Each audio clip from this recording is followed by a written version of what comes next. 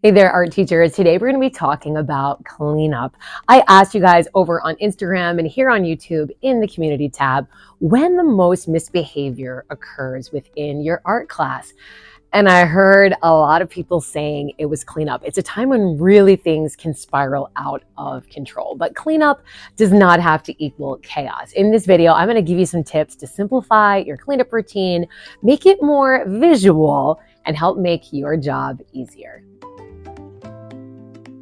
A lot about being a successful art teacher is being a planner. So plan to teach your cleanup routines at the beginning of art class. For me, this is when my students have their very best listening, the supplies are not out, and I have their full attention. This is when I share a slide or a photo that I've taken, and I'm teaching them where to put things back, where to get supplies as well, but also how to put them back.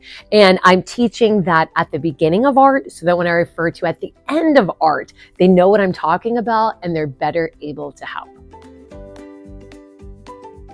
As much as possible, make your cleanup visual. An example of this is my water cups. I'm very particular when we're painting that when we're done, I like them stacked up in a pyramid so that the cups can dry out and that they don't get stuck together.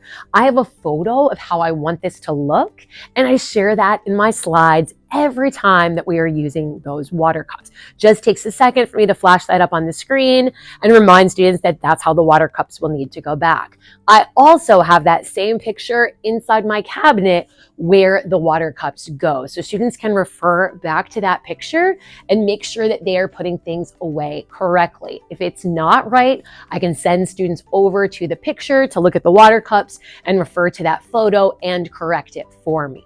Many things I like it so that students are able to tell when something is missing. So my scissors are in an over the door shoe holder, and then I can tell if any of those little spots are empty, that's how many scissors are missing. Same way with my erasers, I keep them in an ice cube tray so we can tell if there's any empty sections that we have an eraser missing. It's great for students to be able to see this on their own and initiate being responsible and finding those items. In my pencil area, which I call Pennsylvania, we have cups of pencils for each table. And there is just simply a little cutout that's laminated that is on those tops of those bookshelves. And that's where each little pencil cup goes. So we can tell if there's 2 empty circles, then there are some pencil cups that are missing. If you're struggling with your cleanup, the first thing I would recommend trying is slow down your cleanup routine. Slow it down so that you have plenty of time to go over your directions when you are not stressed and calm, and you can give those directions very clearly to your students. Let them have the opportunity to clean up successfully so they can see what it looks like to do the cleanup correctly. They can see what it sounds like when the class is successfully completing that routine and what it feels like to be a student in the class when they're getting that right. Once they're successful with the cleanup, then you can replicate that week after week. Now, giving yourself some extra time not only makes you stress a little bit less, but it gives you the opportunity to reteach if you need to.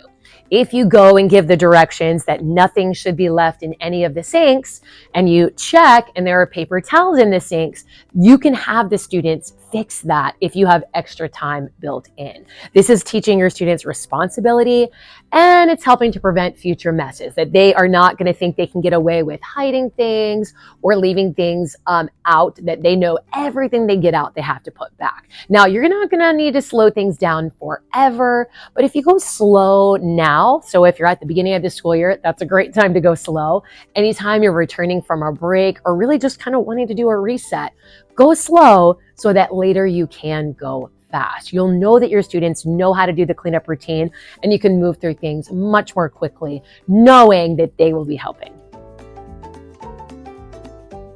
A strategy that I often use to clean up is I have students, especially in the younger grades when we're doing really messy projects, move to a free time area. And so we have space to clean up. So today we were making clay houses. Students finish working, move their clay project to a cart, put away their tools, and then they were allowed to wash their hands and take their art shirt off and move to the carpet. Once they were on the carpet, there's a variety of different free time choices there that they can choose from. That gave myself and the IA time to focus on people that needed extra help, but also gave us the flexibility that we could remove the papers from the table and do things that we didn't really want the kindergartners doing, such as moving the water cups to avoid those spills.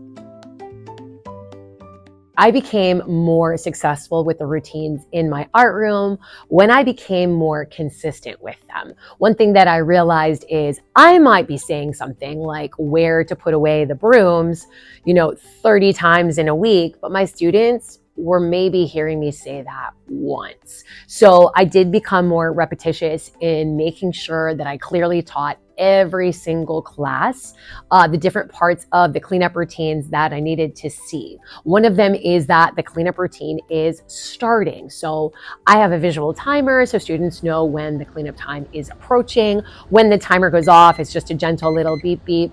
I will often then switch my microphone on so everyone can hear me and say, oh, I just heard the timer go off, giving them a few seconds as I'm walking over to the light switch. I blink the lights in the classroom, which catches everyone's attention. And then I say macaroni and cheese. My students respond, everybody freeze.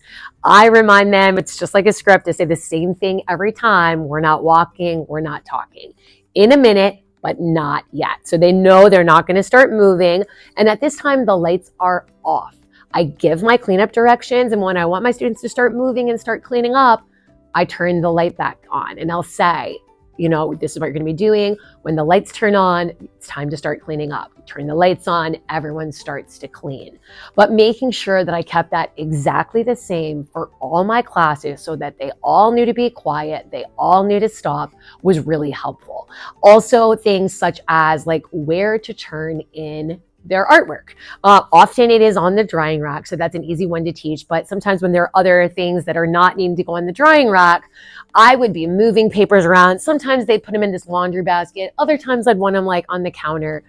That just wasn't working for me. I was getting so many questions. And if you're getting lots and lots of questions, it's probably because things are not consistent or you are not consistently sharing that information of how to clean up with all your classes enough. I know it feels like you're repeating yourself a lot, but again, they're only hearing your directions once a week, even though you feel like you're saying things lots and lots of times. For me, when I have exit tickets, planning sheets, if we don't put them in our table folders, we put them on my chair. So the chair that I'm sitting on when I'm teaching the lesson, I pull it into the middle of my carpet and I have a little basket right on that chair. It's kind of an odd thing because it's right in the way in the middle of the carpet. It's not usually there, but it's always there at the end of art when we're turning something in. So it's very consistent on where to find that. And then I have more success with my cleanup.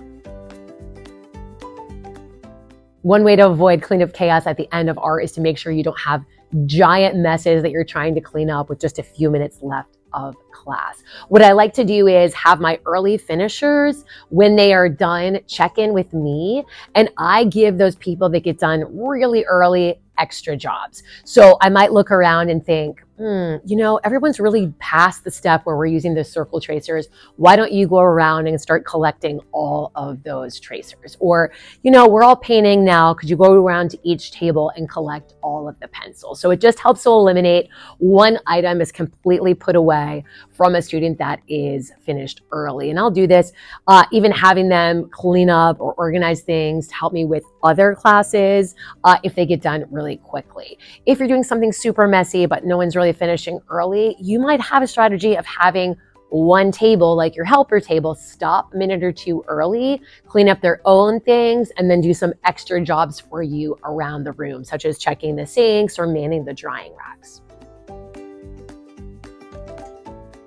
We do have students that are just naturally really good cleaners and organizers, but a lot of the cleanup has to do with the teacher and how we give directions and how clear we give directions. I've got a whole video where you can find out, do you give good directions? It's one to check out next.